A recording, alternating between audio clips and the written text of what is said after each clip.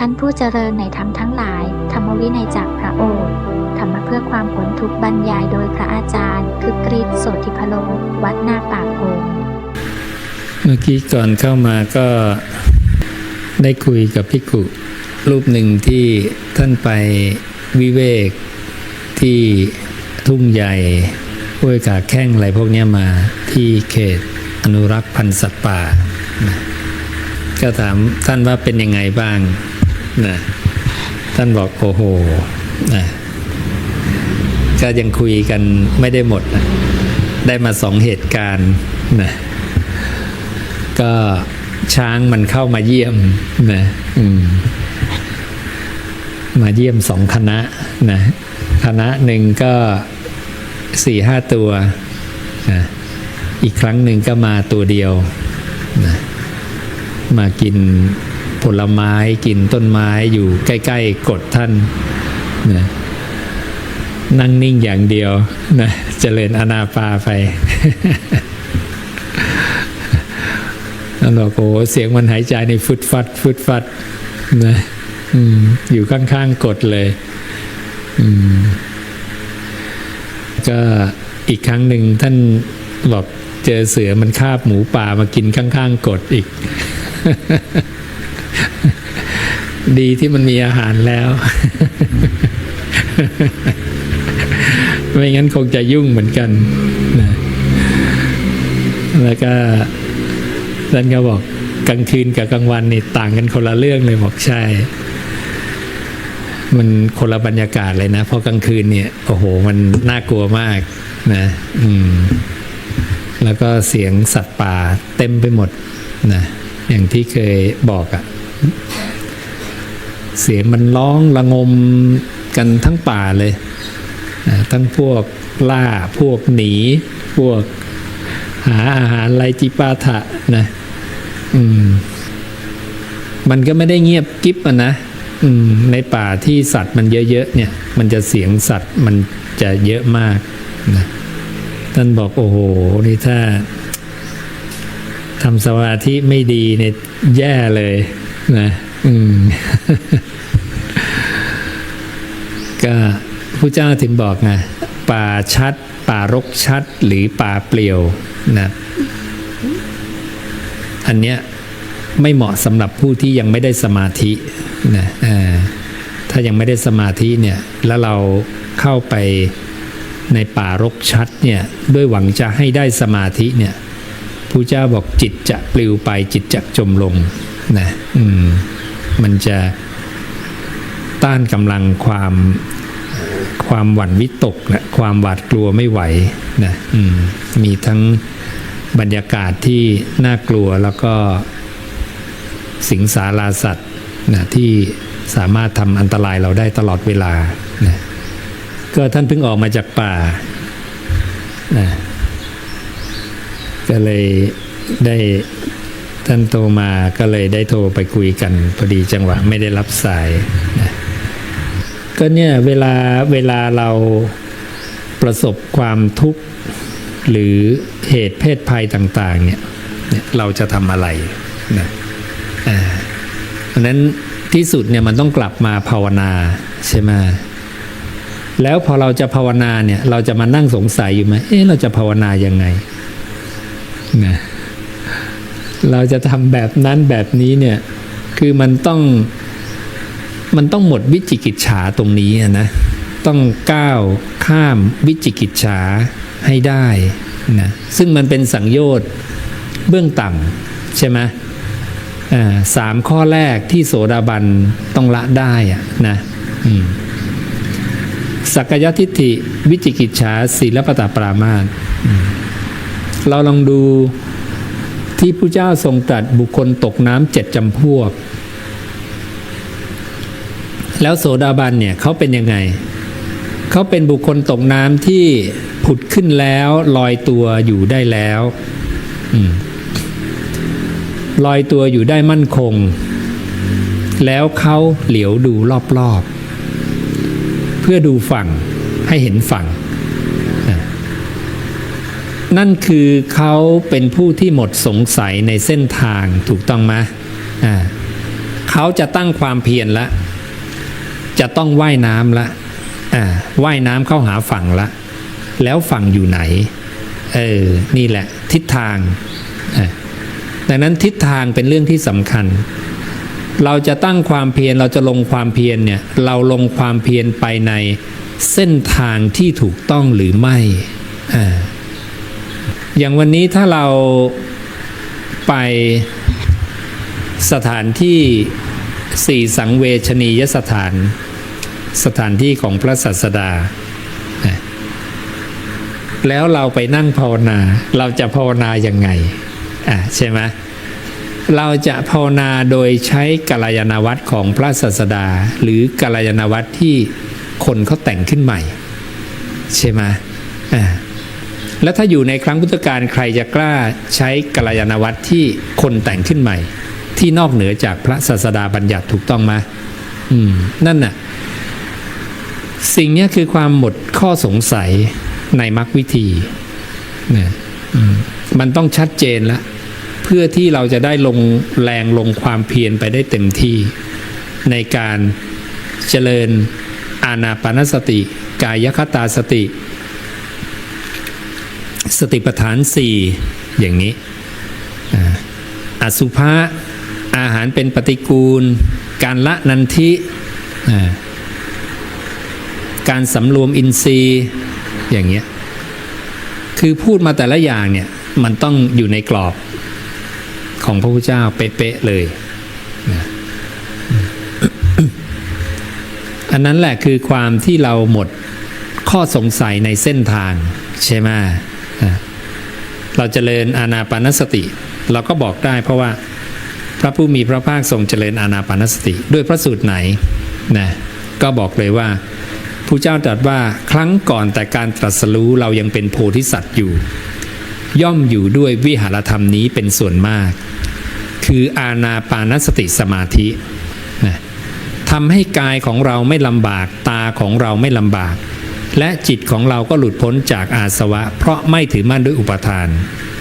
ภิกขุทั้งหลายถ้าพวกเธอทั้งหลายต้องการให้กายไม่ลำบากตาไม่ลำบาก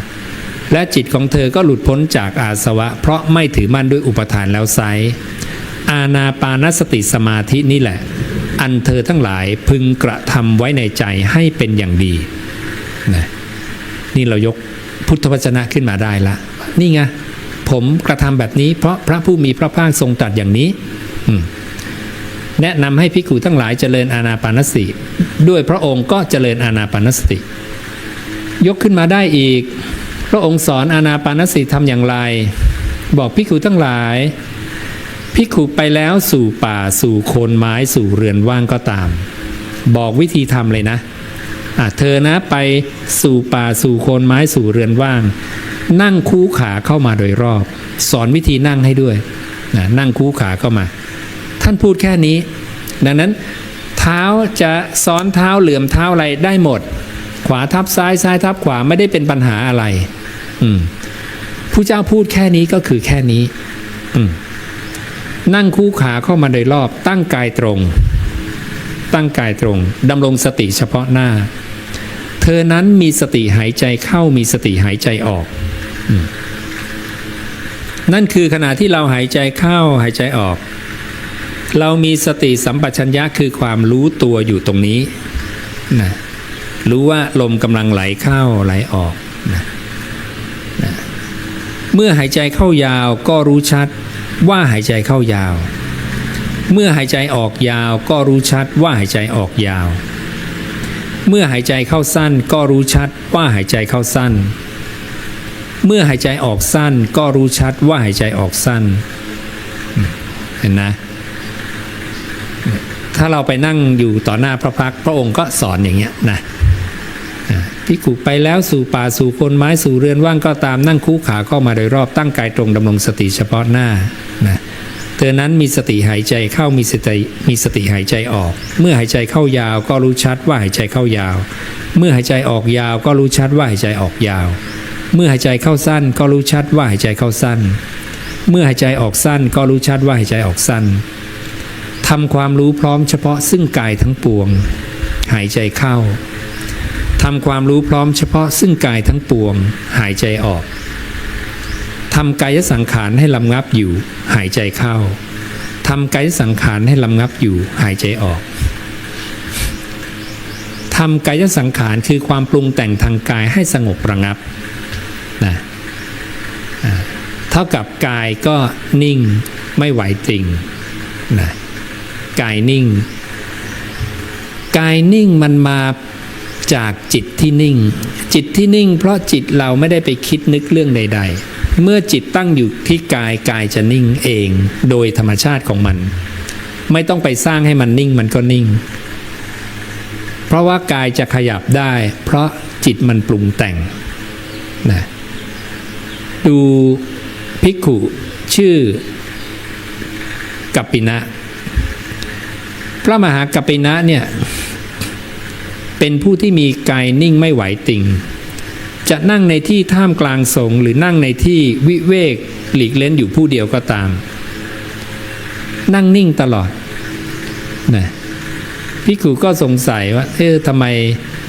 นะภิกขุรูปนี้นั่งนิ่งผู้เจ้าก็เลยบอกว่าเพราะว่ามหากัปปินะนั้นเจริญอานาปานสติมาเป็นอย่างดีนะชำนาญนะจึงทำให้จิตไม่ไหวโคลงเมื่อจิตไม่ไหวโคลงกายก็ไม่ไหวโคลงเห็นนะพอจิตนิ่งปุ๊บกายจะนิ่งนะเพราะกายจะขยับได้มันมาจากจิตสั่งก่อนอย่างโยมนั่งอยู่เนี่ยถ้าโยมจะลุกใจต้องคิดก่อนฉันจะลุกละนะใจมาก่อนเห็นนะถ้าใจไม่สั่งกายขยับไม่ได้นะเพราะนั้นเวลาเราคุมใจของเราเนี่ยให้อยู่กับกาย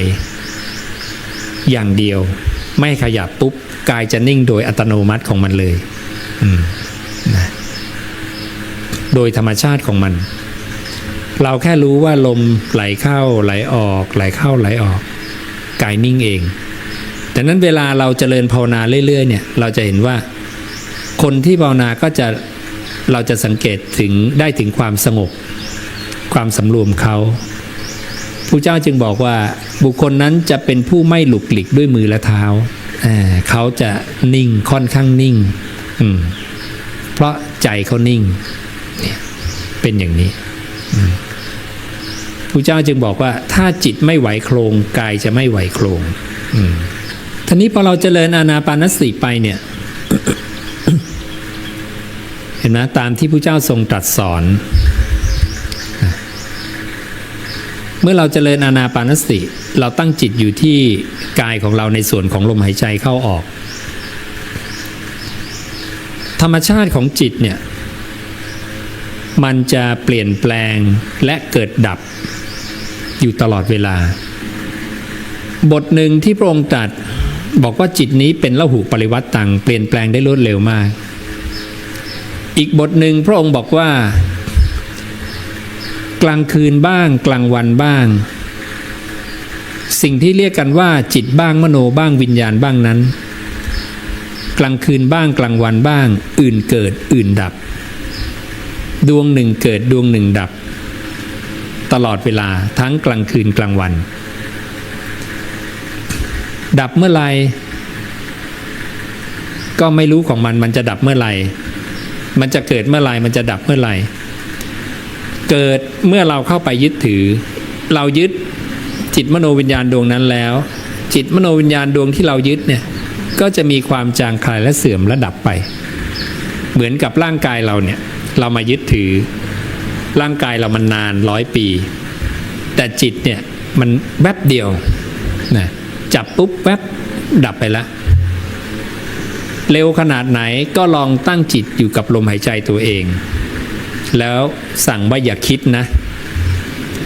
พอรู้ลมหายใจไปแป๊บเดียวไปแล้วนั่นน่ะขณะที่ไปเนี่ยนะจิตดวงหนึ่งดับดวงใหม่เกิดเข้าใจไหม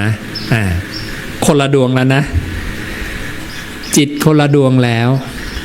ขณะที่รู้ลมหายใจเข้าออกนี่คือวิญญาณต้องปฏิทิตังทิติทีตังในลมหายใจในกายพอตั้งเสร็จปุ๊บตั้งตรงไหนรู้ตรงนั้นเพราะ จิตเป็นอาการรู้แจ้งนะจิตมโนวิญญาณเป็นอาการที่รู้แจ้งในธาตุนั้นๆเมื่อรู้แจ้งกับลมเราก็จะรู้สึกว่ามีลมไหลเข้าไหลออกสักพักหนึ่งหลุดไปคิดลมหายความคิดเกิดใช่ไหมแต่นั้นวิญญาณที่ตั้งอาศัยในลมหายใจจะดับไปการรับรู้อารมณ์ใหม่คือความคิดเกิดขึ้นนะวิญญาณต้องไปตั้งตรงนั้นถึงจะรู้ตรงนั้นได้ก่อนจะเป็นวิญญาณจะต้องเป็นมโนก่อนจะเป็นมโนสัตตานังต้องเข้าไปจับยึดอวิชชาสัมผัสเพราะอวิชชาความไม่รู้ว่าจิตมโนวิญญาณไม่ใช่ตัวเราของเราก็เลยเข้าไปยึดถือจิตมโนวิญญาณดวงต่อไปเมื่อดวงเดิมดับด้วยความพอใจการมีฉันทะความพอใจมีฉันทะราคะนันทิตัณหาในสิ่งที่เรียกว่าจิตมโนวิญญาณก็เลยจับยึดจิตมโนวิญญาณดวงใหม่ความเป็นจิตมโนวิญญาณจะเริ่มจากมโนก่อนเมื่อสัตตานังเข้าไปยึดมโนจะมีอาการเหมือนสุริเยแสงแห่งดวงอาทิตย์ที่พุ่งเข้าไปนะอาการที่พุ่งเข้าไปคือตัณหาความอยากนะพุ่งเข้าไปหาอะไรหาสี่ธาตุรูปธาตุเวทนาธาตุสัญญาธาตุสังขารธาตุสี่ธาตุนะเปรียบเหมือนฉากเมื่อแสงกระทบกับฉากปุ๊บมโนซึ่งเป็นธาตุรู้ก็เกิดอาการรู้แจ้งเรียกว่าวิญญาณเราก็ยึดถืออาการรู้แจ้งนั้นว่าเป็นเราอีกเมื่อรู้แจ้งแล้วในอารมณ์นั้นแล้วก็เจริญงอกงามในอารมณ์นั้นขณะที่เจริญงอกงามในอารมณ์นั้นถูกเรียกว่าจิตอารมณ์นั้นก็อยู่ที่ว่าเป็นอารมณ์อันเป็นที่ตั้งแห่งสุขเวทนาหรือทุกขเวทนาหรืออุเบกขาดังนั้นถ้าเป็นอารมณ์ที่ไม่น่ายินดีทุกขเวทนาก็เกิดขึ้นนะเพราะนั้นธาตุที่มันไปตั้งเนี่ยเป็นธาตุแบบไหนเป็นส่วนของกามธาตุคือธาตุอันเลวเป็นส่วนของรูปธาตุคือสมาธิ4ระดับชั้น1 2 3 4เป็นธาตุปราณีตคือสมาธิระดับอรูปอีก4ระดับเป็นธาตุแบบไหนในธาตุอันซามถูกแบ่งเป็น2ก้อนคือกุศลกับอกุศลเราอยู่ในธาตุอันซามที่เป็นกามพยาบาทเบียดเบียนหรือเนคขมมะอพยาปาทะอวิหิงสาไม่พยาบาทไม่เบียดเบียนเราอยู่ในธาตุไหนเนี่ยดังนั้นในธาตุอันซามก็ถูกแบ่งเป็น2กลุ่มอีกถ้าเราคิดกามพยาบาทเบียดเบียนก็เป็นอกุศลในกลุ่มของธาตุอันซามถ้าเราคิดกุศลหลีกออกจากกามหลีกออกจากพยาบาทหลีกออกจากเบียดเบียนก็อยู่ในธาตุอันซามที่เป็นกุศลมนุษย์เทวดาปรากฏถ้าอกุศลนรกกำเนิดเดรัจฉานเปรตวิสัยปรากฏถ้าเราไปอยู่ในธาตุปานกลางคือชั้น1 2 3 4เทวดาปรากฏในระดับพรหมที่เป็นรูปพรหมนะถ้าเราไปอยู่ในธาตุปราณีตคือสมาธิระดับอรูปอากาสาวิญญากินเนวสัญญาเราก็ได้อัตภาพที่เป็นเทวดาชั้นอรูปดังนั้นถ้าทำสมาธิไม่ได้ตั้งแต่ปฐมฌานขึ้นไป2ภพใหญ่ๆเนี่ยไม่มีสิทธิ์ไปเกิดละนะ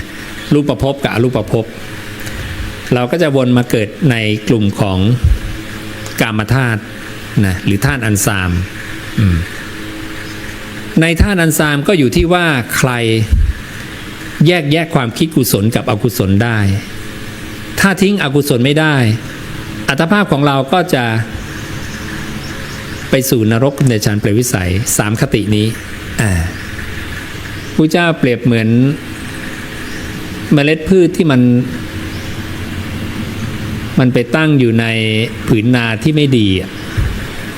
มันก็เจริญงอกงามไม่ดีเหมือนกับผืนนานั้นๆนะดังนั้น พระศาสดาจึงบอกอัตภาพของสัตว์เนี่ยจะเป็นไปตามอารมณ์นั้นต่อไปอารมณ์นั้นนะที่วิญญาณไปตั้งอาศัยไปรับรู้อันเป็นอัตภาพมีส่วนแห่งบุญก็ดีมีส่วนแห่งอบุญก็ดีดังนั้นนี่คือความจริงที่พระเจ้าทรงตรัสเอาไว้ส่วนเราก็เลือกเอาเองนะพวกเราเลือกเอาเองเราเลือกได้ที่จะไม่คิดอกุศลหรือเมื่อคิดแล้วเราต้องรีบละรีบทิ้งเหมือนเท้าสักกะเนี่ยคนจะเป็นเท้าสักกะได้เนี่ย เขาจะต้องตั้งความปรารถนาอย่างหนึ่งว่าเขาจะไม่โกรธตลอดชีวิตและถ้าความโกรธเกิดขึ้นเขาจะต้องละให้เร็วที่สุดเห็นไหมอกุศลเกิดปุ๊บเขาจะต้องรีบทิ้งเลยเขาไม่เลี้ยงเอาไว้การเลี้ยงเอาไว้คือการทำให้เกิดนิสั